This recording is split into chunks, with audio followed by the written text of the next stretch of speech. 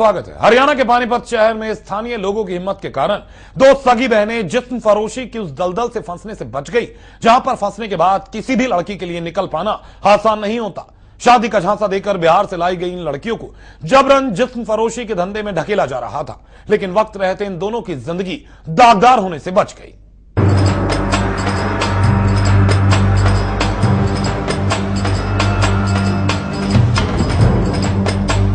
हरियाणा का पानीपत शहर, इस शहर का एक इलाका एक तबयाहर कॉलोनी, जहां के रहने वाले लोगों की दिलेरी ने दो लड़कियों की जिंदगी तबाह होने से बचा ली। इस कॉलोनी में रहने वाले इन लोगों ने बिहार के सहरसा से लाई गई दो सगी बहनों को उस दलदल से निकालने में मदद की, जिसमें फंसने के बाद कोई लड़की वापस नहीं आ पाती।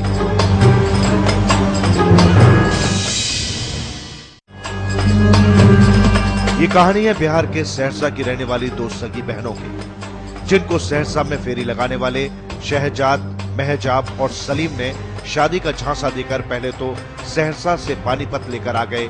इसके बाद जबरन दोनों बहनों से जिस्म फरोशी करवाने लगे, लेकिन जब दोनों बहनों ने इस बात का विरोध किया तो इन दोनों की बुरी तरह से पिटाई भी की गई।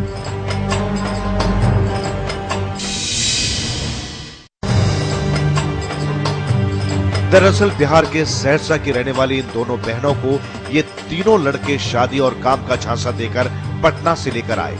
इन लड़कियों के साथ इनके पिता भी थे। इन तीनों आरोपियों ने किसी बहाने से दोनों लड़कियों और पिता को गाजियाबाद लेकर आ गए, लेकिन गाजियाबाद पहुंचते ही इन अपराधियों के मंसूबों पर पानी फिरता दिखा, क्योंकि लड़कियों के साथ उनका पिता भी था।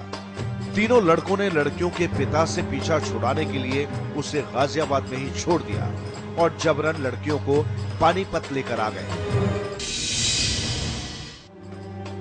पानीपत पहुंचने के बाद जगदीश नाम के एक और फरार आरोपी के घर में इन दोनों लड़कियों को रखा गया और जबरन इन दोनों से जिस्म फरोशी कराई जाने लगी।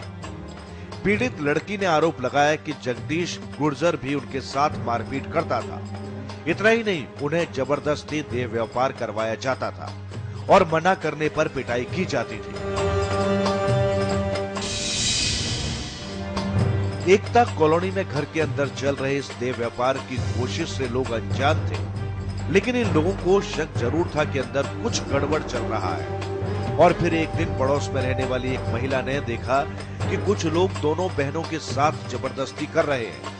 इसके बाद इस महिला ने कॉलोनी के सभी लोगों को जमा करने के बाद इस बात का विरोध किया, लेकिन तब इस घर में मौजूद लोगों ने कॉलोनी वालों को धमकी दी।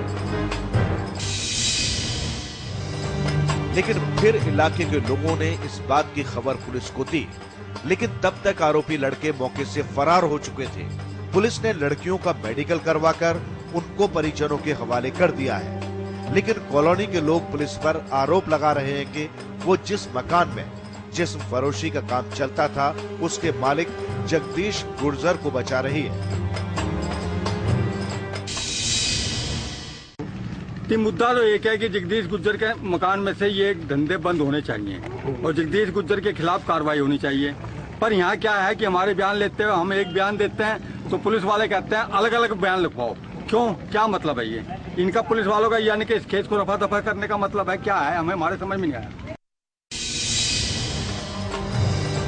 पुलिस ने भी इस मामले में चारों लड़कों के खिलाफ मामला दर्ज कर लिया है और उनकी तलाश में जुट गई है, लेकिन अभी तक इस मामले में कोई गिरफ्तारी नहीं हुई है। कॉलोनी के जो लेडी हैं, कॉलोनी के आदमी आए थे और उन लड़कियों ने जो बयान दिया है उस पर हमने मुकदमा दर्ज कर दिया है और जल्द ही जो है गिरफ्तार करेंगे अक्यूज को। क्या मामला, क्या शिकायत दी लड़कियों ने? लड़कियों ने शिकायत दी है कि शादी करने का झांसा देकर के इसको जो है 3 व्यक्ति लेके आए और यहाँ पे कमरे में बंद रखा, मारपीट करी है। इस संबंध में मुकदमा दर्ज कर लिया गया है।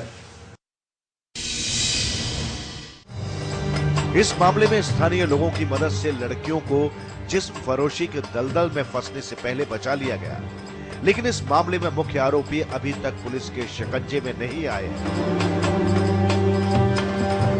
आकाश सिंह के साथ प्रवीण भारद्वाज, MH1 न्यूज, पानीपत।